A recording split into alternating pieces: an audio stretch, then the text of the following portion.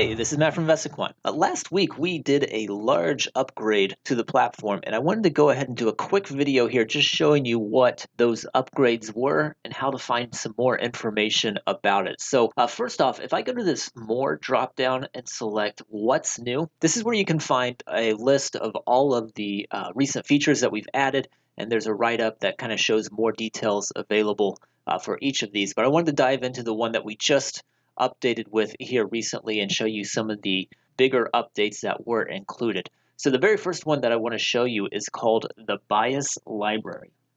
The Bias Library is found in the Strategy section under the new button that says Bias Library.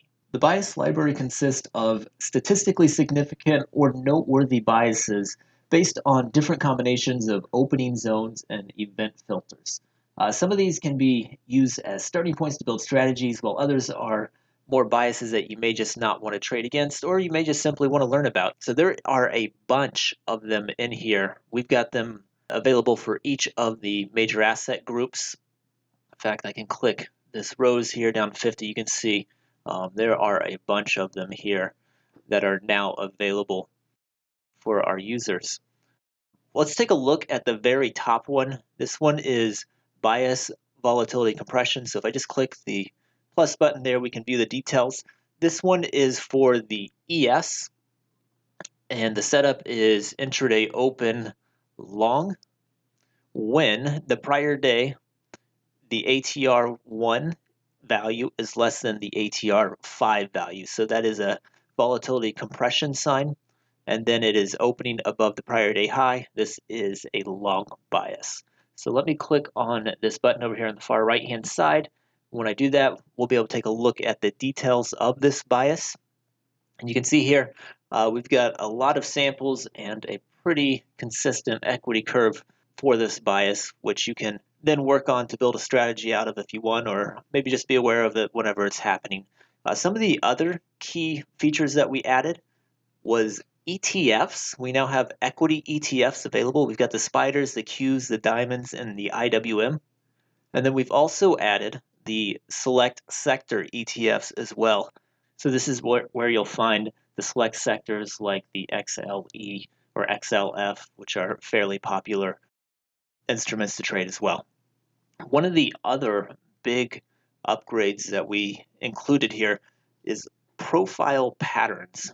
And profile patterns will allow you to test market profile concepts.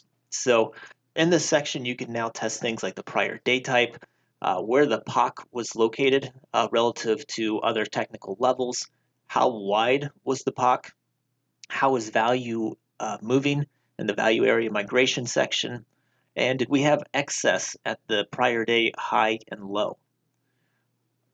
Beyond those three major upgrades, we've also added some upgrading to the alerts, which are now updating live at the open, as well as a bunch of new price patterns. I think we've got 18 new price patterns showing up in the new highs, 18 new lows. I believe there's 2 new unique moves that have been added. Under the calendar section, we have added earnings season for unique days, so you can now test patterns based on earnings season. And in the market events section, we've also added things like the week of OPEX, week of index futures expiration, as well as week of FOMC announcement. So a lot of new things here in this recent upgrade that I wanted to share with you. If you have any questions, feel free to reach out to me, matt@investaquant.com, and let me know. And as always, if you have suggestions, we love your suggestions. That's how we decide what to add next. So let me know what you want. Trade well. We'll see you next time.